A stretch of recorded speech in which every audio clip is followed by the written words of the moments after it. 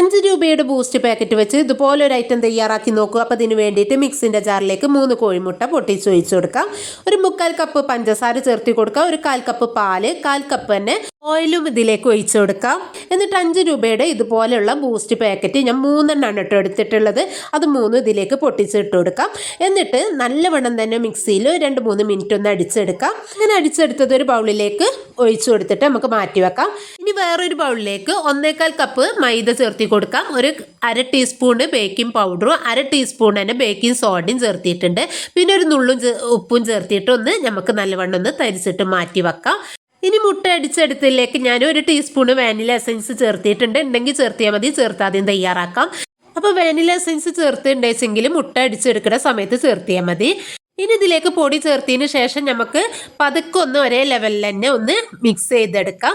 എന്നിട്ട് butter paper വെച്ച ഒരു കേക്ക് ടിന്നിലേക്ക് ഞാനിത് ഒഴിച്ച് കൊടുത്തിട്ടുണ്ട്. എന്നിട്ട് നല്ലവണ്ണം തന്നെ ഒന്ന് ടാപ്പ് ചെയ്ത് കൊടുക്കണം.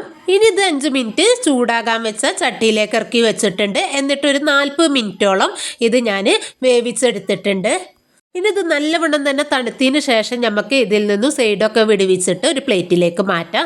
അപ്പോൾ ആ സൈഡ് വശമൊക്കെ ഇതുപോലെ ഉണ്ടാവുക.